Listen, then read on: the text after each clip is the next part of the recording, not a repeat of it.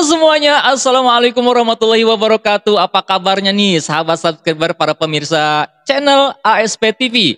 Semoga dalam keadaan sehat, sukses, bahagia, dan penuh berkah. Amin ya robbal alamin. Baik, kita kembali lagi ngobrol-ngobrol, berbincang-bincang terkait dengan hal-hal yang berkaitan dengan hukum nih. Dan kebetulan pada saat ini kita sedang berada pada periode atau masa kampanye menuju Pilpres ataupun juga pemilu 2024. Kita akan menyoroti, mereview berbagai macam peristiwa ataupun kasus-kasus yang ada kaitannya nih dengan masalah-masalah hukum. Di antaranya adalah tindakan-tindakan kekerasan yang terjadi ataupun juga yang dialami oleh beberapa kelompok masyarakat.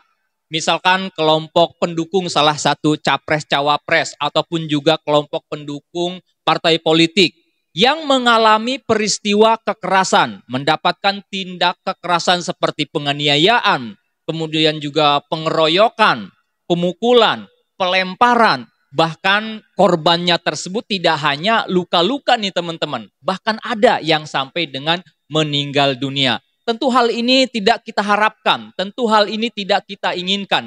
Kita berharap dan kita ingin pemilu kita di 2024 ini baik pada masa kampanye ataupun juga pada masa pelaksanaan dan juga pasca kampanye tersebut berjalan dengan kondusif.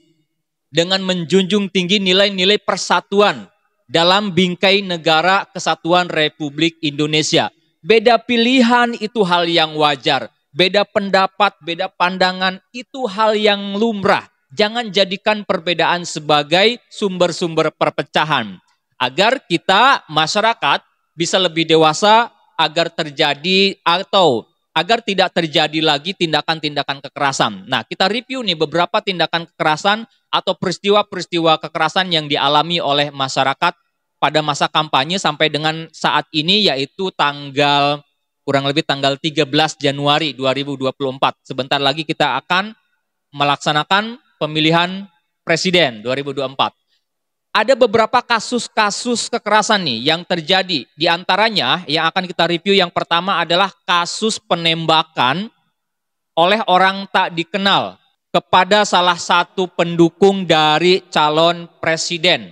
Kalau nggak salah dari calon presiden nomor urut 2. Pendukungnya ini entah dia ini relawan ataupun juga simpatisan mendapatkan tindakan kekerasan seperti yang saya sebutkan tadi, mengalami penembakan. Hal ini tentu sangat tidak kita harapkan hal ini terjadi. Dan mudah-mudahan pihak kepolisian juga bisa netral dan bisa menyelesaikan atau menemukan siapa pelakunya dan juga menindak secara tegas. Kemudian tidak cukup di situ.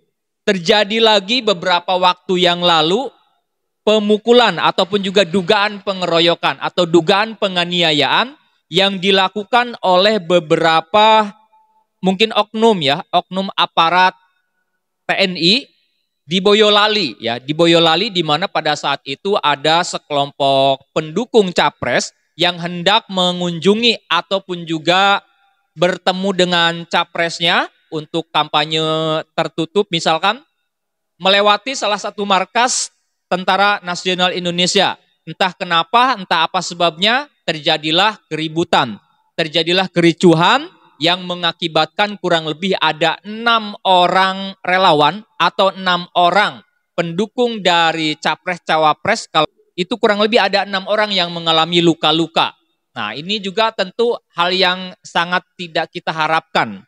Mudah-mudahan aparat penegak hukum dapat benar-benar netral dan menindak kalau memang ada pelanggaran nih dari aparat-aparat penegak hukum ataupun TNI, ya mudah-mudahan bisa ditegakkan hukum secara adil, secara tidak pandang bulu lah seperti itu. Kemudian ada juga kasus atau peristiwa kekerasan yang dialami oleh salah satu pendukung dari capres-cawapres. Kalau beliau ini korbannya sampai meninggal dunia. Jadi beliau ini lewat pada saat itu sedang ada sekelompok pendukung dari kubu sebelah atau kurang lebih kalau nggak salah dari kubu nomor urut 2. Nah, pendukung lewat kemudian entah apa yang terjadi, sebabnya seperti apa, terjadilah penganiayaan, lempari bahkan dengan benda-benda yang keras sehingga mengeluarkan cukup banyak darah. Kemudian beliau ini dibawa ke rumah sakit, sempat mendapatkan perawatan, namun nyawanya tidak tertolong. 3 hari kemudian mendapatkan luka-luka yang sangat parah di kepala ya. Kemudian juga mengeluarkan banyak darah, akhirnya meninggal dunia. Nah, hal ini terjadi di Sleman.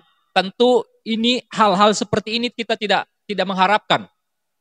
Oleh karena itu, kita berharap kepada aparat penegak hukum agar benar-benar bisa menindak setiap tindak-tindak kekerasan yang terjadi di masa kampanye ini, terlebih-lebih di masa kampanye. Ya, dan kita harapkan aparat penegak hukum tentunya netral. Tidak ada kecenderungan terhadap salah satu pihak atau salah satu paslon, baik itu kecenderungan mendukung ataupun juga kecenderungan melindungi. Kita berharap aparat penegak hukum segera menindaklanjuti, kemudian juga menegakkan hukum seadil-adilnya. Kemudian kita juga tentu berharap tidak ada lagi nih peristiwa-peristiwa kekerasan serupa yang terjadi di tengah masyarakat di masa kampanye ini. Oleh karena itu, kita sebagai pendukung misalkan salah satu paslon atau pendukung suatu partai politik, tolong bijaksana dalam menyikapi perbedaan, tolong tidak emosional, kemudian tidak melakukan tindakan-tindakan penghakiman atau main hakim sendiri. Kalau misalkan diduga ada pelanggaran, diduga ada tindak pidana yang dilakukan oleh kubu yang lain, kubu yang berlawanan dengan kita, maka tempuh upaya hukum, prosedur hukumnya.